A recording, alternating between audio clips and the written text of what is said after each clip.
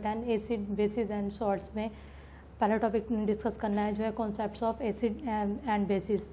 Concept of acids and bases से पहले आपको एसिड्स और बेसिस की करैक्टरिस्टिक्स और प्रॉपर्टीज़ के बारे में पता होना चाहिए कि वो क्या होती हैं। उसके बाद जो हम कॉन्सेप्ट की तरफ जाएंगे जिसमें डिफरेंट केमिस्ट ने अपने अपने कॉन्सेप्ट दिए थे एसिड्स और बेसिस के हवाले से, ठीक है। तो सबसे पहले हम एसिड्स के बारे में और फिर देन बेस की जो है प्रॉपर्टीज़ को डिस्कस करते हैं। फर्स्ट जो इसकी प्रॉपर्टी है करैक्टरिस्टिक्स है वो ये है कि एसिड्स आर सोर इन टेस्ट। एसिड जो होते हैं वो सोर इन टेस्ट होते हैं, फॉर एग्जांपल अनराइप फ्रूट्स जैसे कि लेमन जूस, ठीक है।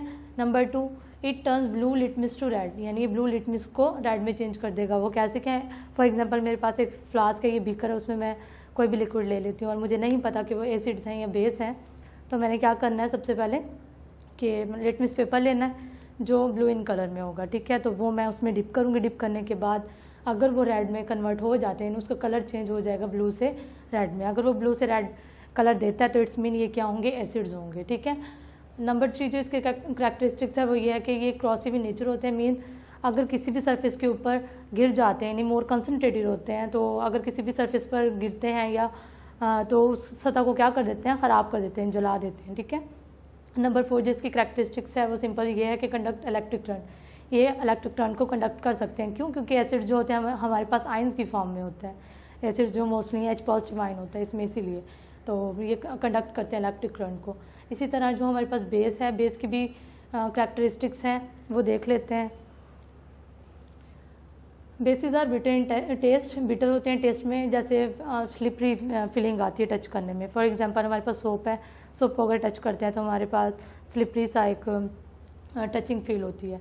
नंबर 2 जो इसकी करैक्टरिस्टिक्स है वो ये कि turns red litmus to blue, यानी रेड लिटमस को किस में चेंज कर देगा, ब्लू में। वैसे ही जैसे मैंने इसमें एसिड्स में आपको बताया है कि मैं लिक्विड लेंगे उस हमें नहीं पता कि वो एसिड है या बेस है, तो इसमें हमने जो लिटमस पेपर यूज़ करना है वो रेड कलर का होगा। रेड डिप करने के बाद अगर ब्लू कलर देता है तो इट्स मीन वो क्या होगा, बेस होगा, ठीक है। इसकी जो थर्ड करैक्टरिस्टिक्स है वो ये है कि ये नॉन क्रॉसिव होते हैं एक्सेप्ट पोटेशियम हाइड्रोक्साइड और NaOH, सोडियम हाइड्रोक्साइड के अलावा ये नॉन क्रॉसिव इन नेचर होते हैं। नंबर 4 जो है हमारे पास है ऑल्सो कंडक्ट इलेक्ट्रिक करंट, और ये भी इलेक्ट्रिक करंट को कंडक्ट करते हैं। क्यों? क्योंकि ये भी आइंस की फॉर्म में डिसोसिएट होते हैं, तो आइंस बनाते हैं और आइंस जो है उसमें से इलेक्ट्रिक करंट जो है वो कंडक्ट हो सकती है, ठीक है।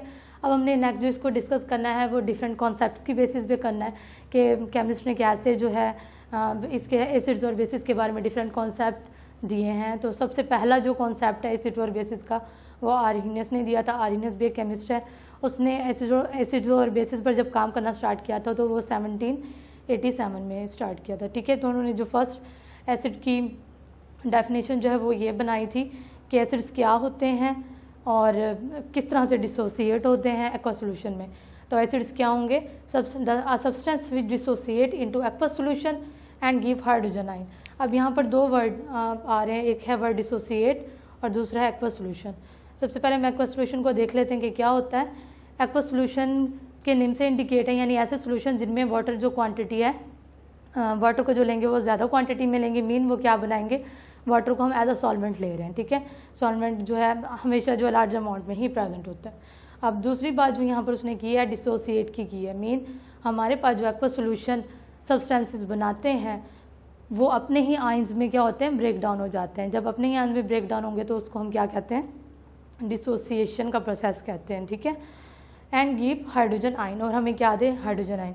यानी आर्हीनियस ने ये कहा कि हमारे पास जो सब्सटेंस है अगर वो डिसोसिएट होते हैं एक्वा सॉल्यूशन में और हाइड्रोजन आयन हमें दें जिसको हम प्रोटॉन भी कहते हैं, तो वो क्या होंगे, एसिड्स होंगे, ठीक है।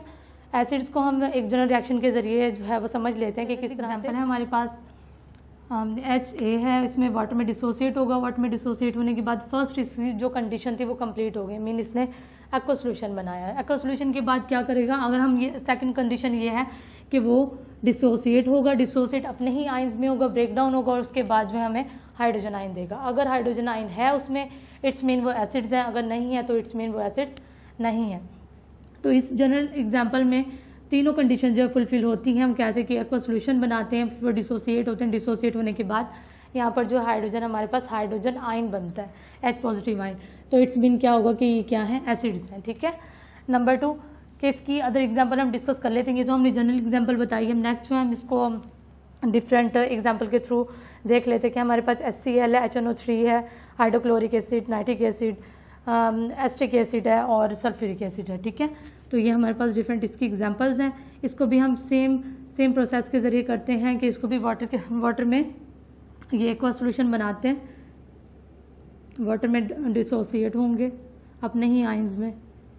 ठीक है, और हमारे पास जो प्रोडक्ट बनता है वो क्या है, H positive plus Cl negative, अपने ही आइंस में कन्वर्ट हो गया। मीन एक्वा सोल्यूशन है, देन डिसोसिएट हुआ अपने आइंस में, और देन हमारे पास जो है वो H पॉजिटिव आइन दे रहा है, तो इट्स मीन ये क्या है, एसिड्स हैं। ठीक है, HCl। अब नेक्स्ट हम बात करते हैं HNO3 की, नाइट्रिक एसिड। नाइट्रिक एसिड को जब हम डिसोसिएट करवाते हैं तो हमारे पास जो है वो H पॉजिटिव और NO3 नाइट्रेट आइन बनते हैं। ठीक है, तो यहाँ पर जो है H पॉजिटिव है, तो इट्स मीन ये भी हमारे पास क्या है, एसिड्स की ही एग्जांपल है।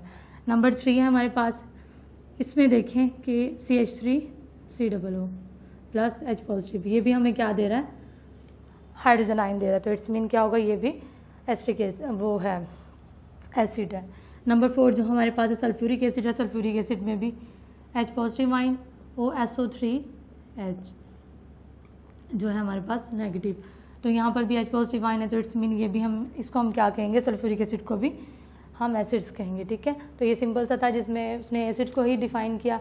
अब हम बेस की तरफ चलते हैं। बेस भी एसिड से तकरीबन सिमिलर है, लेकिन उसमें डिफरेंस सिर्फ एक पॉइंट में आता है कि यहाँ पर प्रोटॉन बनते हैं, तो यहाँ पर क्या बनेगा, हाइड्रोक्साइड आइन बनता है। ठीक है, तो आर्नियस ने जो बेस की डेफिनेशन दी थी वो ये दी थी, आ सब्सटेंस विच डिसोसिएट, जो डिसोसिएट होगा इनटू एक्वा सोल्यूशन में एंड गिव क्या देता है, हाइड्रोक्साइड आइन। ये है हमारा मेन पॉइंट, ये वाला कि हाइड्रोक्साइड आइन देगा, तो इट्स मीन वो क्या होंगे, बेस होंगे। इसी तरह जिस तरह से एसिड में 3 कंडीशंस है, इसी तरह इसमें भी 3 कंडीशंस हैं कि हम जनरल रिएक्शन ले लेते हैं, हमारे पास BOH है, तो अगर ये वाटर में एक्वा सोल्यूशन बनाता है तो इसके बाद जो है डिसोसिएट होगा, डिसोसिएट होने के बाद अगर वो रिएक्शन मिक्सर जो हमारा है उसमें वो एज नेगेटिव आइन देता है, तो इट्स मीन ये क्या होंगे, बेस होंगे, यानी हाइड्रोक्साइड आइन होंगे, तो वो क्या होंगे, बेस कहलाएंगे।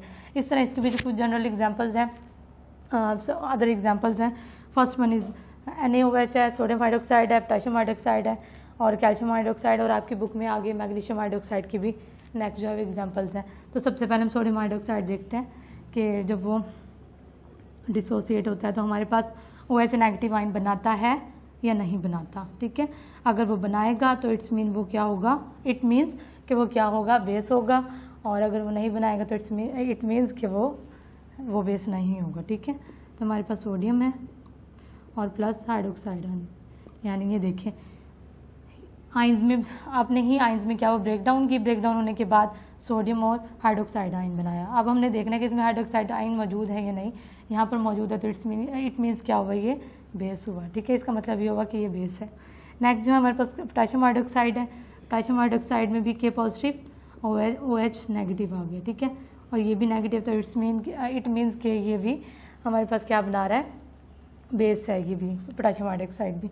नेक्स्ट जो हमारे पास कैल्शियम हाइड्रोक्साइड है, कैल्शियम हाइड्रोक्साइड को देख लेते हैं, Ca+2 एंड 2OH नेगेटिव, तो यहाँ पर भी हमारे पास जो हाइड्रोक्साइड आइन बन रहा है, तो इसका मतलब यही हुआ कि ये भी जो है बेस में इंक्लूड होते हैं। अब नेक्स्ट जो है वो इसकी लिमिटेशंस हैं, जो लिमिटेशंस आरएनएस कॉन्सेप्ट की जो कुछ चीज़ें ऐसी थी जो वो एक्सप्लेन नहीं कर पाया। ठीक है, तो उसकी नेक्स्ट जो हम लिमिटेशन देखते हैं।